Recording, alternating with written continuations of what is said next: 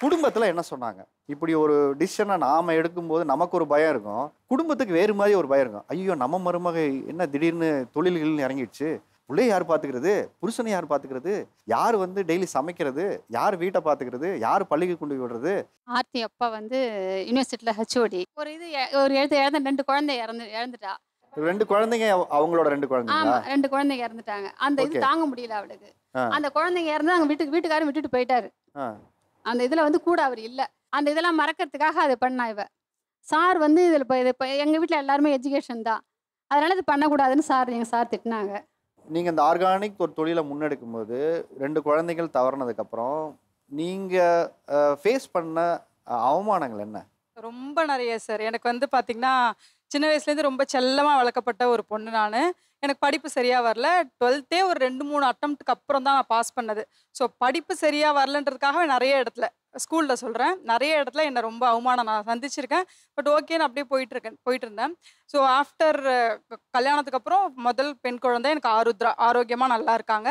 அடுத்தது வந்து பார்த்தீங்கன்னா, ஒரு குழந்தை 6 மந்த்ல எனக்கு குழந்தை பொறந்துருச்சு.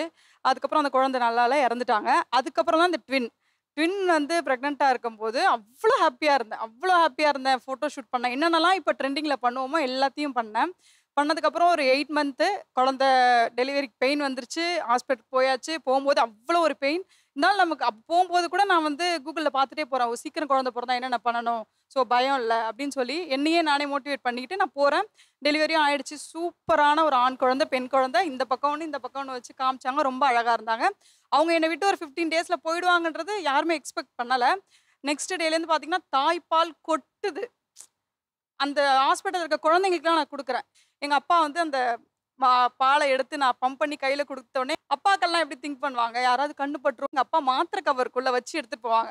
திடீர்னு அவங்களுக்கு ஒரு ஹெல்த் இஷ்யூ, ஒரு ஸ்கின் ப்ராப்ளம், ஒரு பெரிய இஷ்யூன்னு வச்சுக்கோங்களேன். அது வந்து நாள் ஒரு குழந்தை, மறுநாள் ஒரு குழந்தை என்னை விட்டு இறந்துட்டாங்க.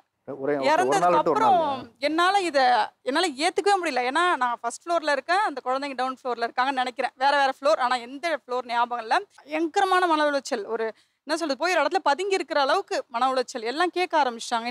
என்னாச்சுன்னு. ஸோ ரொம்ப மன உளைச்சல். அதுக்கப்புறம் தான் டிசைட் பண்ணேன். ஏன்னா எனக்கு குக்கிங், கிளீனிங், வீட்டு வேலைகள் ரொம்ப ரொம்ப இன்ட்ரெஸ்ட்.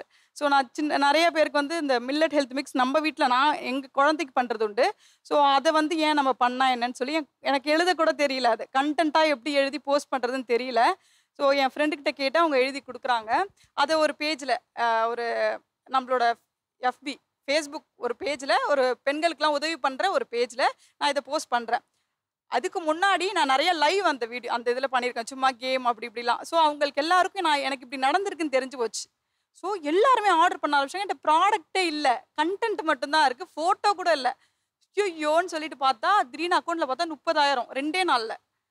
என்னோட இன்வெஸ்ட்மெண்ட்டே என் கஸ்டமரோட காசு தான். சரி ஓகே, அவ்வளோதான் தெரிஞ்சாச்சு. போனேன், தலைய குளிச்சேன், ரெடி ஆனேன், ஆட்டோ எடுத்துட்டு போனேன். எல்லாம் எங்க வீட்ல முழிக்கிறாங்க. இவ என்ன பண்றான்னு. ஏன்னா நான் அவ்வளோ சைக்கோ மாரி இருந்தேன். சூசைட் வரைக்கும் போயிட்டேன். ஸோ ஆட்டோ எடுத்துட்டு போறேன். போய் நானே எல்லா திங்ஸும் வாங்கிட்டு வரேன். வாங்கிட்டு வந்து அதுக்கப்புறம் நானே ரெடி பண்றேன். அம்மா ஹெல்ப் பண்றாங்க. நான் வெளில உட்காந்து மாவு சலிச்சிட்டு இருக்கேன். எங்க அப்பா இவளுக்கு என்ன ஆச்சுன்னு பயப்படுறாங்க. எங்க அப்பாவுக்கு என்னன்னா, நான் வந்து ஒரு பெருசா எஜுகேஷன் லெவல்ல பெரிய ஆளாகும்னு நெனச்சதால, ஏன் இவ இப்படி பண்ணிட்டு இருக்கா? லாஸ்ட்னால இவ பைத்தியமா ஆயிட்டாளா?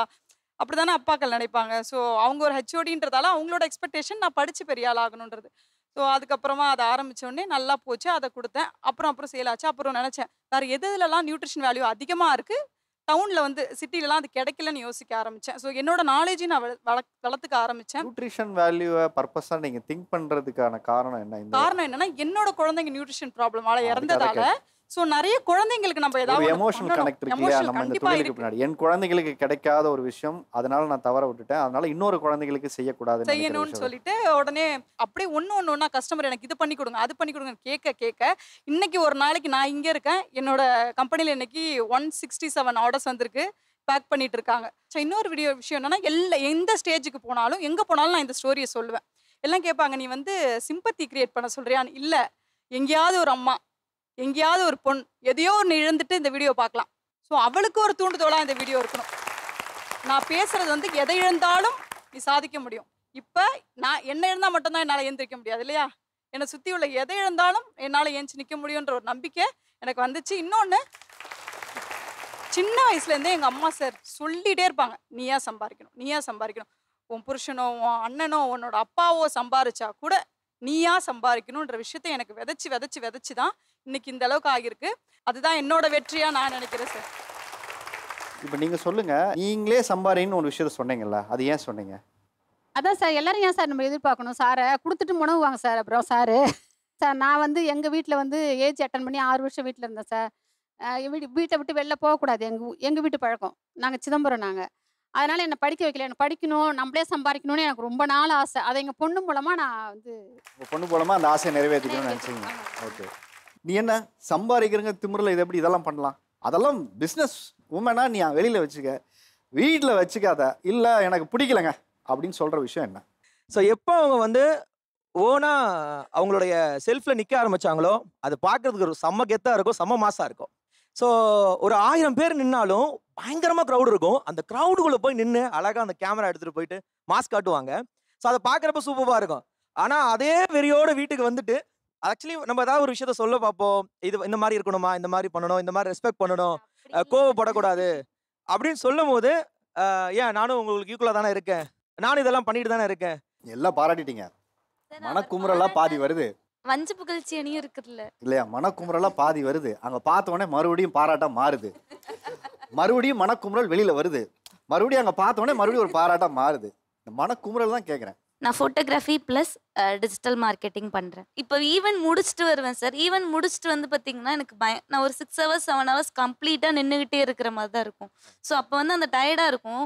அவரும் வந்து வேலையை பார்த்துட்டு தான் வந்திருப்பாரு, இல்லைன்னு சொல்ல. பட் நான் அவரை விட அதிகமாக வேலை பார்த்துட்டு வந்திருப்பேன். அவர் வந்துட்டு அதை பண்ணுமா இதை பண்ணுமா பாரா, இப்போ தானே ஈவென்ட் முடிச்சுட்டு வந்தேன், என்ன வந்து வேலை வாங்குறியே அப்படின்னு சொல்கிறது வந்து அவருக்கு. சொல்லுங்க, நான் மறைச்சிக்கிறேன் அவங்கள. இல்லை சார், அது வந்து சம்டைம்ஸ்க்கு நமக்கு கொஞ்சம் கோவம் வரதான் சார் செய்யும். சில டைம் வந்து பாத்தீங்கன்னா நம்ம யதார்த்தத்தை பேசணுங்கிறதுக்காக சொல்றேன். ஆமா, கண்டிப்பா. வீட்டுக்கு வரும்போது எனக்கு இந்த சங்கடங்கள் இருக்கு, இது கொஞ்சம் எரிச்சலா இருக்கும், இந்த மாதிரி பண்ணுவாங்க அப்படிங்கறதான் கேட்குறேன். ஸோ நம்ம ஆசையா சில விஷயங்கள் நம்ம பண்ணுவோம். அப்போ வந்து டக்குன்னு அவங்க சில கோவமா பேசும்போது நமக்கு அது கொஞ்சம் கஷ்டமா இருக்கும். ஆக்சுவலாக அவங்களும் அதே மாதிரி பிஸ்னஸில் கொஞ்சம் பிஸியாக இருப்பாங்க. ஸோ அவங்க இனிஷியலாக பிஸ்னஸ் ஸ்டார்ட் பண்ணும்போது ஷி கன்சல்ட். ஸோ இனிஷியலாக ஐடியாஸ் கேட்பாங்க. ஸோ இப்போ எப்படி ஆயிட்டாங்கன்னா பிஸ்னஸில் க்ரோ ஆயிட்டாங்க. She got that maturity and idea. So she will do all those எல்லாமே அனலைஸ் பண்ணிப்பாங்க. நம்மள்ட்ட கேட்கும் போது கேட்பாங்க, நம்ம ஒரு ஏதாவது நெகட்டிவ் சொன்னோன்னு வச்சுங்களேன், ஒன்ட்ட கேட்டதுக்கு கேட்காமலே இருக்கலாம் அப்படிங்கிற ஒரு எக்ஸ்பிரஷன் வரும். அப்புறம் ஏன்டி கேட்ட அப்படிங்கிற மாதிரி நம்மளுக்கு ஒரு ஃபீல் வரும். So it's 2 way. ஸோ நம்ம பதில் சொல்லனாலும் மாட்டிப்போம், சொன்னாலும் மாட்டிப்போம் அப்படிங்கிற ஒரு சுச்சுவேஷன். ஸோ அவர் வந்து டெக்னிக்கலி பார்த்தீங்கன்னா ரொம்ப ஸ்ட்ராங்கு. ஸோ எந்த டெக்னாலஜி அந்த நான் சின்னதாக இந்த ஃபோனில் ஏதாவது பிரச்சனைனா கூட அவர்கிட்ட தான் கொண்டு போய் கொடுப்பேன், எனக்கு தெரிலப்பா பார்த்து சொல்லுங்க. ஆனால் பிஸ்னஸை பொறுத்த வரைக்கும் அந்த மைண்ட் செட்டே டிஃப்ரெண்ட்டு. ஸோ அவங்களுக்கு இருக்கிறது வந்துட்டு எம்ப்ளாயி மைண்ட் செட். ஸோ ஒரு ஸ்டேஜில் வந்துட்டு நம்ம வளர்ந்து வரப்போ நிறைய பிஸ்னஸ் பீப்புள் நம்ம கூட ஃப்ரெண்ட்ஸ் ஆவாங்க, அந்த கனெக்ட் அதிபர்களை நம்ம சந்திக்க வேண்டியது இருக்கு. ஸோ அந்த மாதிரி பார்க்குறப்போ நிறைய இடத்துல வந்துட்டு அவங்களோட அக்கறை தான் தெரியும். சரி இது பண்ணால் தப்பாயிடும் அப்படின்ற வந்து ஒரு அக்கறை தான் தெரியும். ஆனால் ஒரு பிஸ்னஸ் விமனா ஒரு பிஸ்னஸாக நம்ம பார்க்குறப்போ சில இடத்துல நம்ம ரிஸ்க் எடுத்து தான் ஆகணும். அப்படின்றப்போ நம்ம ஒரு ஐடியா சொல்லுவோம், அதுக்கு என்ன மாதிரி ரெஸ்பான்ஸ்னா ஓகேம்மா சூப்பர் பண்ணு அப்படின்ற மாதிரி ஒரு ரெஸ்பான்ஸ் எதிர்பார்த்து வந்து கேட்போம். இதுவா இப்படி பண்ணால் இப்படி ஆயிட்டா என்ன பண்ணுவேன், அதை பண்ணா என்ன ஆயிட்டா என்ன பண்ணுவேன் அப்படின்னு சொல்லி கேட்குறப்போ உங்ககிட்ட கேட்காமே இருந்திருக்கலாம். அவங்க ஒரு தெளிவாக என்ன சொல்றாங்கன்னா, ஃபோன் ரிப்பேர் பண்ண தெரியும், ஃபோனை ஆப்ரேட் பண்ண தெரியும், பிஸ்னஸ் ஆப்ரேஷன் அவர் வந்து அந்த அளவுக்கு இல்லை அப்படிங்கிறாங்களே. இதை நீங்கள் எப்படி பார்க்குறீங்க? இவருக்கு சிரிக்கிறார் பாருங்க. அது அவங்களே சொல்லிட்டாங்க, நான் எக்ஸ்பர்ட் கிடையாது. So I have to go the other way around. அவங்க ஏதாவது கேட்டாங்கன்னா அதோட ப்ரோஸ் அண்ட் கான்ஸ் எனக்கு தெரிஞ்சது நான் சொல்லணும். ஸோ அவங்க அதை கேட்டுற மைண்ட் செட் இல்லை, ஒரு ஆன்சர் ரெடி பண்ணிட்டு வந்துருவாங்க. இவன் சொன்ன உடனே ஓகே சொல்லிடுவான் அப்படிங்கிற மாதிரி. இந்த பாட்டுக்கு இந்த டியூனுக்கு இந்த பாட்டு தான் ஆமாம் அப்படி முடிவு பண்ணிட்டு வந்துடுறது. பக்கத்தில் கொடுங்க, அவங்க கேட்டே இருந்தாங்க. அவங்க வந்து ஆன்லைன் பிஸ்னஸ் பண்ணிட்டு இருக்காங்க சார். ஓகே. என்ன ப்ராப்ளம் அப்படின்னா ஃபோன் கால். நீங்கள் தூங்கி எந்திரிச்சா காலையில் அலாரம் வைப்பீங்களா சார்? குறிப்பிட்ட டைம் வந்துருக்குன்னா அலாரம் வைப்பீங்களா? அது அவங்களுக்கு தேவையில்லை. காலையில் 6 மணிக்கே கஸ்டமர் கால் பண்ணி எழுப்பி விட்ருவாங்க. ஓகே. காலையில் 6 மணிக்கு ஆரம்பிக்கிறேன் சார், நைட்டு 11:30 வரைக்கும் கால்ஸ் வந்துகிட்டே இருக்கும் கண்டினியூஸாக. இப்போ நீங்கள் அவங்க ஃபோனை எடுத்து பார்த்தா கூட அதில் ஒரு 100 மிஸ்டு கால் இருக்கும், 150 வாட்ஸ்அப் மெசேஜ் இருக்கும். இப்போ ஒரு கெஸ்ட் வீட்டுக்கு போகிறோன்னா அங்கேயும் இதே தான் வந்துட்டுருக்கும். ஸோ அவங்ககிட்ட பேசுகிறதுக்கு நேரம் இருக்காது, இதே கால்ஸ் கண்டினியூஸாக இருக்கும். நம்ம வீட்டுக்கு யார் வந்தாலும் அதே கால்ஸ் வந்துக்கிட்டே இருக்கும். ஒரு ஒரு ஒரு 1 மினிட்டுக்கு ஒரு தடவை இந்த மாதிரி வந்துக்கிட்டே இருக்கும் சார். அது ஒன்று தான் பிரச்சனை மற்றபடி. ஆனால் அதுதான் எங்கள் பிஸ்னஸ், வேறு வழி இல்லை. நான் அதை அக்செப்ட் பண்ணிக்கிட்டேன். பட் கெஸ்ட் வர்றாங்க இல்லை ரிலேட்டிவ்ஸ் வராங்கன்னா அதனால அதை அக்செப்ட் பண்ணி இப்போ நீங்கள் இந்த மாதிரி இடங்களுக்கு போகும்போது நீங்கள் இப்போ ஃப்ளைட் மோட்லேயோ இல்லை சைலண்ட் மோட்லேயோ இல்லை அவங்ககிட்ட அப்புறம் பேசிக்கலாங்கிற ஒரு டிசிஷன் நீங்கள் எடுக்கிறீங்களா இல்லை அந்த கஸ்டமர் போயிடுவாங்கன்னு உங்களுக்கு ஒரு பயம் இருக்கா?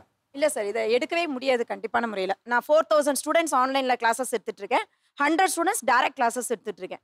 ஆன்லைன் அப்படிங்கிறதே வந்து மக்களுக்கு இன்னமும் அந்த பயம் இருந்துகிட்டே இருக்கு. பணம் கொடுத்து பண பரிவர்த்தனை பண்ணுற ஒரு பிளாட்ஃபார்ம் கேல நம்ம மேலே அவங்களுக்கு ஒரு தன்னம்பிக்கையும் ஒரு நம்பிக்கையும் வரணும் அப்படின்னா நம்ம 24/7 அவைலபிலிட்டியாக தான் இருக்கணும். இல்லை நீங்கள் சொன்னதை புரிஞ்சுக்காம சில உறவுகள் பிரிஞ்சு போயிருக்காங்களா? இல்லை அவங்களோட பேசாமல் வந்து உறவு முடிச்சிருக்காங்களா? நம்ம கஷ்டப்படையில எந்த உறவுகளும் வந்து ஐயோ அவங்க கஷ்டப்படுறாங்களே நம்ம ஏதாவது ஹெல்ப் பண்ணுவோம்னு நான் நினைக்கல. இப்போ நம்ம ஒரு உயரத்துக்கு வரையில நம்ம ஏதோ ஒரு முயற்சி எடுக்கையில இதனால நம்மளை வந்து குறை சொன்னாலும் அது நமக்கு வந்து பெருசாக பாதிக்காது. பிகாஸ் இவங்க கஸ்டமர்ஸ் தான் என்னுடைய பிஸ்னஸ், அவங்க தான் என்னுடைய கடவுள் இல்லையா? அப்படி இருக்கேன் அவங்க சொந்தக்காரங்களா கேட்டீங்க, அவங்க தான் கஸ்டமரே கடவுள் அப்படின்ட்டீங்க ஒரே வார்த்தையில். இப்போ எனக்கு இன்னொரு கேள்வி என்ன இருக்குன்னா, இந்த கஸ்டமரை ஏன் டிசிப்ளினாக ஒரு டைம்குள்ளே நீங்கள் வைக்க முடியல? இப்போ 6 மணிக்கெல்லாம் ஃபோன் பண்ணி உங்களுக்கு அலாரம் வைக்கிறதும் இல்லாம அவருக்கு சேர்ந்து அலாரம் அடிச்சு நான் வந்து ஃபீல் ஆல் ஓவர் த வேர்ல்டுல எடுக்கிறேன். ஒவ்வொருத்தவங்களுடைய டைம் ஜோன் இருக்கும். அப்போ அவங்களோட டைம் பார்க்காம நான் தான் அவைலபிளா இருந்து அவங்களுக்கு ஆன்சர் பண்ணணும். அப்பதான் நான் சம்பாதிக்க முடியும் இல்லையா? கரெக்டாக தாங்க சொல்கிறாங்க. இந்தியாவில் மட்டும் நான் வந்து இந்த வேலையை செய்யலை, வெளிநாடு இருக்கிற அந்த டைம் லைன் மாறும்போது அதுக்கு தகுந்த மாதிரி நான் வேலை செய்கிறேங்கிறாங்க. சார் இது வந்து குழந்தைங்க கிட்டயே நாங்கள் வந்து எக்ஸ்பிளைன் பண்ணுறோம் சார். என்னோட குழந்தை வந்து 3 வயசு ஆகுது. அவங்க வந்து என் வீட்டில் வேற யாராவது வந்திருக்காங்க, எனக்கு ஃபோன் வந்துருச்சுன்னு அம்மா ஃபோன் பேசுகிறாங்க அப்படின்ற லெவலுக்கு அவங்களுக்கு நாங்கள் ட்ரைனிங் கொடுத்துருக்கோம். அப்படின்னா இதோட இம்பார்ட்டன்ஸ் வந்து ஃபேமிலியில் இருக்கிறோம். நீங்கள் சொல்கிறது எப்படி இருக்கு, என் குழந்தை கூட புரியுது, எங்கள் வீட்டுக்காரங்களுக்கெல்லாம் புரிய மாட்டேங்குது. எனக்கு புரியுது. ஆனால் ரிலேட்டிவ்ஸ் வீட்டுக்கு போனாலும் அவங்க என்னைய பார்க்க வந்துட்டு என்னடா இவங்க ஃபோனாக பேசிட்டு இருக்காங்களே அப்படின்னு யோசிப்பாங்க. சரி, இது நான் ஒரே ஒன் வேர்டாக நீங்கள் சொல்லணும்னா, இது உங்களுக்கு ஆனந்த கண்ணீராக இருக்கா, கொஞ்சம் கஷ்டம்?